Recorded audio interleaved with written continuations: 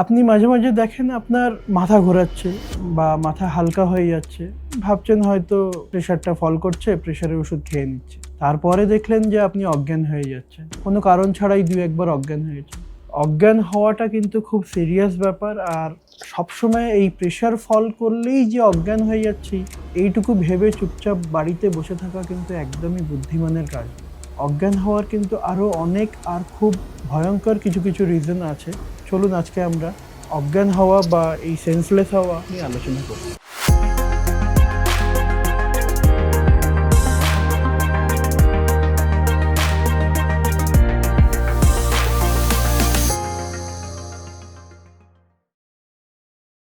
নমস্কার, আমি doctor Premangshu Das, MD medicine, DNB cardiology, attached with Vivacity multi speciality hospital, Madhyamgram.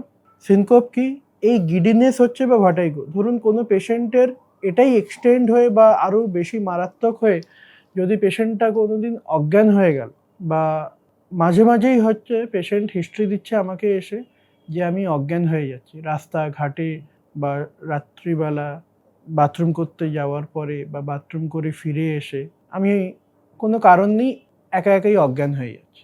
এটা কিন্তু খুব মারাত্মক একটা বিষয় এবং এর ট্রিটমেন্টও সঙ্গে সঙ্গে স্টার্ট করে দেওয়া উচিত, কারণ বাড়িতে অজ্ঞান হয়ে পড়ে তারপরে ওঠার এর অনেক রকম কারণ হতে পারে। এই সিনকোপ কথাটার মানে যে অজ্ঞান হওয়া, সেটা অনেক রকম কারণে হতে পারে। এক, খুব কমনলি যেটা বয়স্কদের হয়, বলে আমরা বাথরুম করেছি বা ইউরিন করেছি বা কাশছিলাম বা আফটার ডেফিকেশন কোনো কারণ নেই আমি হঠাৎ করে অজ্ঞান হয়ে গেছি, তারপর আমার বাড়ির লোকজন সবাই ডেকে। এগুলোর একটা আমরা বলি ডেফিকেশন সিনকোপ বা মিকচুরেশন সিনকোপ বা কাফ সিনকোপ।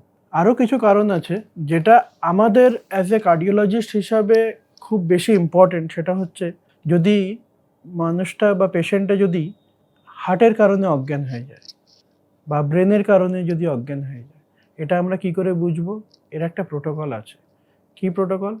আমাদের কাছে যে পেশেন্টগুলো এরকম সিনকোপের হিস্ট্রি নিয়ে আসে তাতে আমরা মেনলি দেখি, সেটা প্রথমে দেখে নিই সুগার ফল করছে কিনা বা অন্য কোনো সমস্যার জন্য হচ্ছে কিনা বা বাথরুম বা ইউরিনের পরে অজ্ঞান হয়েছে কিনা। কিন্তু মেন যেটা আমাদের দেখার বিষয়, ব্রেনের কোনো অ্যাবনর্মালিটির জন্য হচ্ছে বা হার্টের কোনো অ্যাবনর্মালিটির জন্য হচ্ছে কিনা। বেশ, তাহলে ব্রেনের অ্যাবনর্মালিটি কেন হচ্ছে সেটা জানার জন্যে প্রথমেই পেশেন্টকে একটা এমআরআই ব্রেন সাধারণত আমরা করতে দেই বা ইইজি করতে দেই। আর হার্টের জন্য যদি পেশেন্টটা অজ্ঞান হয়ে যায়, সেক্ষেত্রে দেখতে হবে যে পেশেন্টের হার্টে কোনো সমস্যা আছে কিনা। সমস্যা কি? বিভিন্ন ধরনের ব্লক হয়, সেই ব্লকগুলো আছে কিনা, বা আরও অনেক রকম সমস্যা, যেমন হার্ট রেট কমে গেলে বা কমপ্লিট হার্ট ব্লক বা সেকেন্ড ডিগ্রি হার্ট ব্লক, অথবা বিভিন্ন ধরনের যে ব্লকেজেস হয় হার্টের মধ্যে, সেগুলো আছে কিনা। সেটা আমরা জানবো কি করে? আমরা তার জন্য দেই হল্টার মনিটরিং। সেটা 24 ঘন্টা হতে পারে, 48 ঘন্টা হতে পারে। সেই হল্টার মনিটরিং বা ইসিজি করার পরে আমরা মোটামুটি একটা ডায়াগনোসিসে আসতে পারি এমআরআইয়ে কিছু আছে যার জন্য ব্রেনের হয়েছে, না হল্টার মনিটরিংয়ে কোনো প্রবলেম আছে যার জন্য হার্টের থেকে অজ্ঞানটা হয়েছে। এগুলো তাহলে কোর্স করে দেখতে হবে পেশেন্টকে ফর ডায়াগনোসিস। আজকের ভিডিও সংক্রান্ত বা আপনাদের নিজেদের যে কোনো যদি হেলথ রিলেটেড কোনো কোশ্চেন থাকে, আপনারা নির্দ্বিধায় এই যে ভিডিও ডেসক্রিপশন বক্স আছে তার যে লিঙ্ক আছে ওখানে আপনারা কোশ্চেন করতে পারেন। আমরা আমাদের হসপিটাল টিম সেখানে আপনাদের যথাযোগ্য অ্যান্সার বা আপনাদের কোয়ারি অ্যান্সার করে দেবে। যে কোনো রোগের যোগা বা ফিজিক্যাল এক্সারসাইজ খুব মেজর একটা রোল প্লে করে। আমাদের হসপিটালে একটা মুক্তি যোগা বলে একটা টিম আছে, তারা আপনাদের লাইফস্টাইল মডিফিকেশনের ক্ষেত্রে হেল্প করতে পারে। এছাড়া আমাদের হসপিটালে নিউট্রিশনিস্ট আছেন ডেডিকেটেড, তারা আপনাদের ডায়েট সংক্রান্ত ব্যাপারে হেল্প করতে পারেন।